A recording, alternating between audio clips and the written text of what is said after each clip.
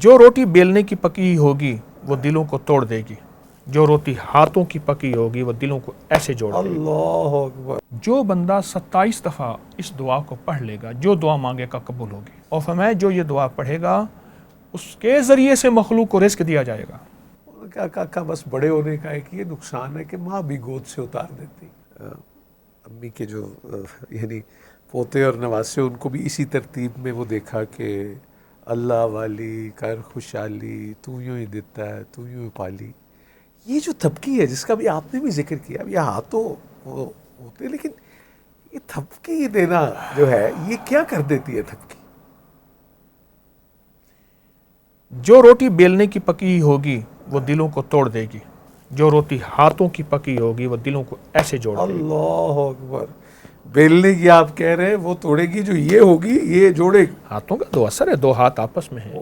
اسی طرح جو مشین کی تھپکی ہے کہ مشین مساج والی ہے، جو ہاتھوں کی تھپکی ہے اس میں 7 توجہات بھی شامل ہو رہی ہیں، کیفیات بھی شامل ہو رہی ہیں، وجد اور وجدان بھی شامل ہو رہا ہے، درد اور ہمدردی بھی شامل ہے۔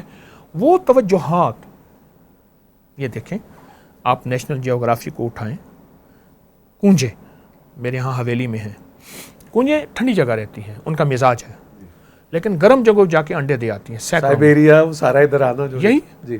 اچھا انڈے دے کے پھر واپس چلی جاتی ہیں، وہیں توجہات سے انڈوں کو سینچتی ہیں، اور جس انڈے سے توجہ ختم ہو جائے وہ خراب ہو جاتا ہے، جس انڈے پہ پوری توجہ رہے، ایک وقت سے مدت کے بعد بچہ نکلتا ہے اور اڑ کے پھر اماں کے پاس پہنچ جاتا ہے۔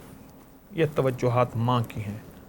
پرندے کو تو توجہات مل جاتی ہیں، ماں ہوتی ہے۔ یہ انڈوں کی، اور جب آپ نے ابھی مرغی یہ سب بات کی، تو وہ تو اگر اس کو جب حفاظت کرنی ہو اپنے چوچوں کی، وہ تو پھر کچھ نہیں دیکھتی۔ کہنے لگے کہ مرغی جب 21 دن کا چلا کرتی ہے انڈوں پہ تو اسے 3 چیزیں ملتی ہیں۔ ایک ٹیم ملتی ہے چوزوں کی، دوسری جرت ملتی ہے، بلی پہ جھپٹتی ہے، اس سے پہلے ڈرتی ہے، جھپٹتی ہاں، اور تیسری کھوج ملتا ہے، وہ ایسے کر کے خوراک لیتی ہے اور بچوں کو پکارتی ہے۔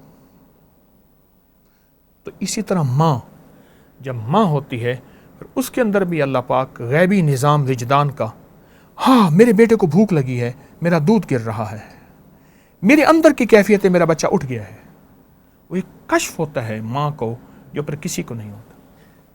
میری امی جی اللہ بخشے کہتی تھی کہ وہ ماں 7 پردوں میں دیکھ لیتی ہے۔ ہاں سچ ہے، 7 پردوں میں دیکھ، کچھ چھپا نہیں ہوتا، چھپا نہیں، اور اللہ بھی کج لیتا ہے، ماں بھی کج لیتی ہے، پردے دیتی۔ پر وہ ستاروں لگیوں۔ ایک ٹرانسپورٹر نے مجھے ایک بات کہی، کہنے لگا ہم صبح جاتے تھے اپنے کاروبار پہ، شام کو آتے تھے، ایک دفعہ عید کا دن تھا تو اماں نے مجھے سائے میں دیکھا، کہنے لگا ہاں پتر آتے رہتا، مس لے آئیے، مس مونچھیں، مسیں، جی تیری تو مسیں آ گئی ہیں، اچھا جوان ہو گیا ہے، اچھا اب تیری میں شادی کا فکر کروں گی۔ بس کہا کہ ایک دفعہ اماں نے مجھے اجالے میں دیکھا تھا، پر اس کے بعد پھر اماں دن رات فکر میں تھیں اور میری پھر شادی کر دی، اور کہا کہ آج میں اپنے دوسروں کو دیکھتا ہوں ان کی مسیں ہیں یا نہیں ہیں، میں پھر کہتا ہوں یہ احساس میرے اندر کیوں نہیں تھا، یہ میری ماں میں کیوں آیا تھا۔ مجھ سے کہنے لگا، میں نے کہا یہ احساس کی دنیا صرف ماں اور مامتا کے پاس ہے اور کسی کے پاس نہیں۔ ایک قافلہ جا رہا تھا تو قافلے والوں نے بھوک پڑ گئی، 3 دن کے بعد انہیں ہاتھی کا بچہ ملا، انہوں نے ہاتھی کے بچے کو ذبح کر دیا، کھا گئے۔ ایک نے کہا تھا میری ماں نے نصیحت کی ہے، بیٹا قافلے میں اگر زندگی میں کبھی تجھے بھوک پڑ جائے اور ہاتھی کا وہ گوشت نہ کھانا۔ میری اماں نے نصیحت کی تھی، مر جاؤں گا اماں کا نصیحت کو نہیں چھوڑوں گا۔ کھا کے سو گئے، ہتنی پریشان اپنے بچے کو تلاش کرتے کرتے سونگتی آئی نا، تو اس نے سب کو سونگا اور سونگ کے اپنی سونڈ میں مروڑتی گئی سب کو، جب اس پہ آئی تو اس کو سونڈ پہ اٹھا کے اوپر بٹھا دیا اور اس کو اس کی اس منزل پہ پہنچایا جہاں یہ جانا چاہتا تھا۔ اماں نے فرمایا تھا بیٹا اماں کو وجد کہاں سے آیا تھا، اماں کو کشف کہاں سے آیا تھا، انٹیوشن کہتے ہیں آپ یا تو اماں نے فرمایا بیٹا اگر کبھی فاقہ بھوک ہو ہاتھی کا گوشت نہ کھانا.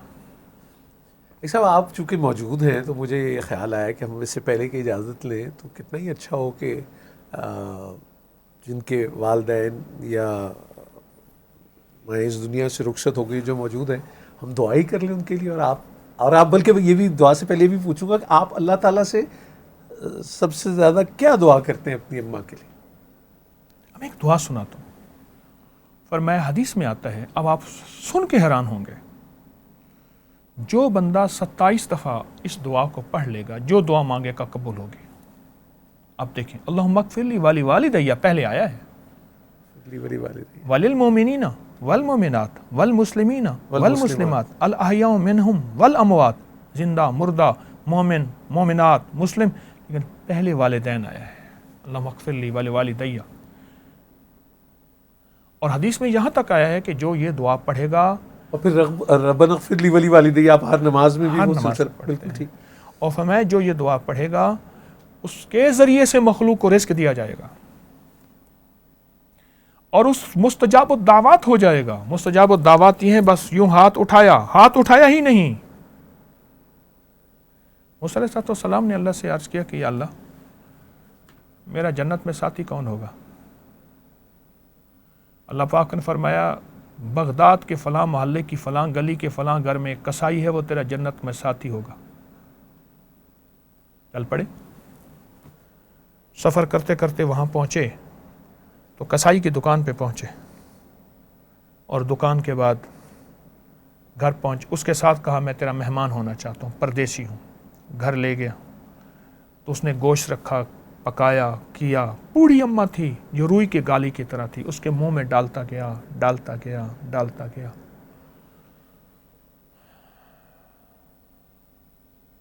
اماں کو کھلا کے پھر بچوں کو کھلایا, خود کھایا. اماں نے منہ سے کچھ بولا تو موسیٰ نے فرمایا کیا کہتی؟ کہہ رہے اماں بوڑھی ہے, کہتی ہے ہر وقت تجھے اللہ جنت میں موسیٰ کا ساتھی بنائے. موسیٰ کہاں, میں کہاں؟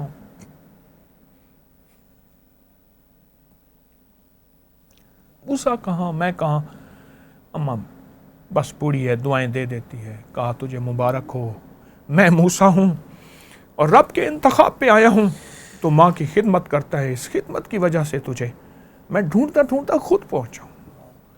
تو یہ جو اللہم اغفر لی والی والدیہ والی دعا ہے, اگر اس دعا کو پڑھا جائے اور والدین اور مومنین مومنات سب کا تصور ہو, اور جیسے آپ نے فرمایا رب اغفر لی والی والدیہ, ہر نماز کے بعد یہ نماز مکمل ہی آپ یہ دیکھیں نا, یہ نماز کے بعد اتحیات میں کیوں ہے؟ اس کی وجہ ہے کہ اتحیات نماز کی تکمیل ہے, اور یہ اس کی سٹیمپ ہے, مکمل اور تصدیق. اللہ اکبر, یہ اس کی مہر ہے. میں بس آپ سے دعا کے لیے گزارش کروں گا. اور میں نے ماجی محترمہ بانو قدسیہ سے یہ سنا, انہوں نے کہا بس بڑے ہونے کا ایک یہ نقصان ہے کہ ماں بھی گود سے اتار دیتی.